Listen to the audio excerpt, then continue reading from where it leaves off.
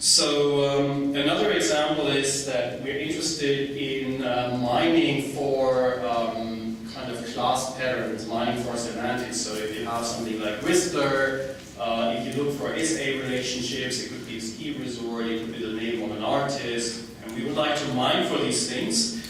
But also we would like to, also within a specific context of a user, we would like to know when we see Whistler, is it meant in this sense or is it meant in the other sense? And so something we did here was basically to say, well, let's look at search sessions where Whistler is used as a query, but let's look at the whole search session, so searches before, searches after, and see how much they can help in predicting kind of the relevant semantic class.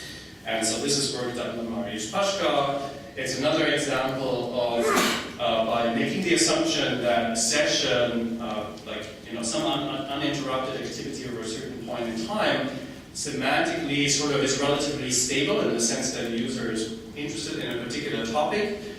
So you can use a lot of the contextual cues for disambiguation. And here are some examples just of, in terms of re-ranking of classes relative to queries that you can get much better performance. This is an ACL paper this year, things that we're interested in. So finally, I'd like to conclude here with, and I should say that these two or three examples were just really samples of work that we do, right? There's much more, but I can't cover everything. The last thing I'd like to mention here that no one usually talks about, but I'm very passionate about, is user-generated content. So I think that we live in the web has changed a lot, and it has turned a lot more users into generators and authors of content, right? And I'm not just talking about YouTube videos and uploading them, but also a lot of text, right? People write comments, there's more and more people that write blogs, there's social networking sites where people, type. It's very conversational speech, of course, right? It's almost often as if we would just talk in kind of oral communication, but now it is available in written form, right? And you could say, well, it's kind of useless because of that, because it's low quality and whatnot, but I think there's some interesting things to do with user-generated content in general. So to give you two examples, one is, we did some work on sentiment analysis. So the web's changing in terms of the notion of authority and what people believe in terms of the judgment, is moving away from the important editors and single authoritative person more to a crowdsourcing model, right? Today when I go to a restaurant, I do look for what other people thought about that restaurant, right? I think what they value, what their opinion is. So the opinion of others, right, becomes more and more important. And also I do write reviews on various things that I like and didn't like. But the idea here is, if thousands of people have written a restaurant review, how will you ever digest it, right? I cannot spend 2 hours reading the reviews while I actually should be eating, right? So I want a very concise representation of all that user-generated content in a way that I can digest it easily. So here's an example. We basically have these different facets: food service, meal selection, dining. We try to provide summaries, and what we basically do is, in terms of the technology that we're using here, we're seeing reviews being written about certain objects like products or restaurants or what have you, and basically the annotations are often on the document level, and now we try to align things on the sentence level so that we would learn that that specific sentence refers to the service or to the food quality or the selection or the ambience or something in the document, right? And so doing that, we can actually get much better sentence level accuracy. And if we have sentence level accuracy, now we can start doing interesting summarization, right? Because we know all these sentences refer to whatever the service aspect. So we can look at all these sentences and provide it with summary and then group it under service, right? So this was done work by Brian McDonald, who's been spearheading that, and that is live in various of our systems, including in product search, where we do this. And then the last example that I'd like to mention here is learning from YouTube comments. So something very simple that we've basically been doing here is what is important to know when you look at YouTube videos often is what the video type is, what class it belongs to. It's a categorization problem, and we have content-based techniques that can basically look at the video and the audio track and assign a label, whatever this is, a sports video, this is like some specific type of entertainment video.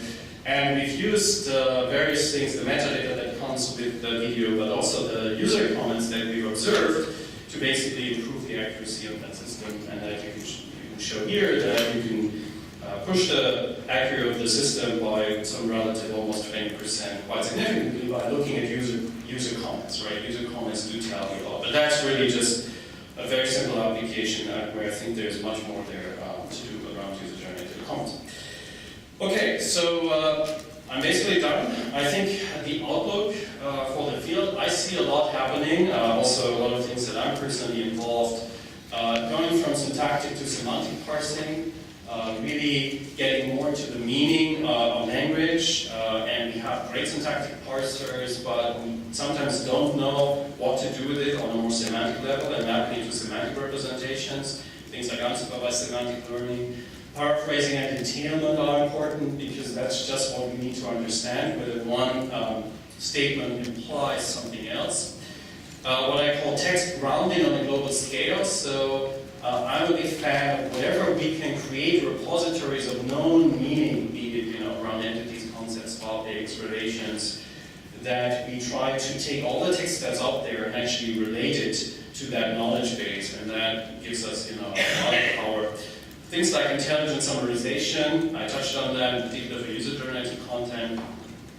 In general, the combination of human knowledge and machine learning, because I think with machine learning alone, we're not going to make enough progress, but with the right combination, I think here was the freebase example, and the entity grounding was an example, and also things like probabilistic inference, in general, robust ways of making inference out of this data are just some of the topics that I see in the future for making the web even more semantic than it is. And that's basically the end of my talk, and I'm here to answer questions. Thank you.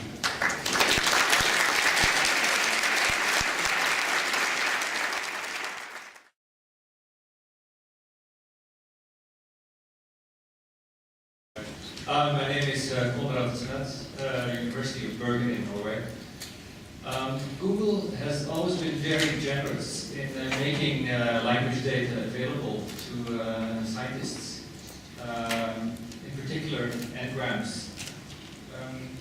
One of the things that has also proved useful, for example in the research by Tony Deal in Dublin, is the use of the actual queries that are put to Google. Up to now, however, he has been doing this manually, extracting the queries. Would Google be willing in some future to make some information on queries available for research? I think the answer is very simple, it's a no. And the reason is very clear, it's privacy concerns. We cannot clean up the data in a way that we could ensure that no individual, trace could be found. And the AOL debugger is an example. So I think for the foreseeable future, we will not do that. It's not because we don't love the research community. It's just for the sake of our users, right? The risk is too large that something leaks out, right? And you know how much we're in the press, right? And what it would mean for us. So user comes first here. Other data, though, like the n-gram data, more linguistic resources, things like that, I would be very happy to help and share more of that data with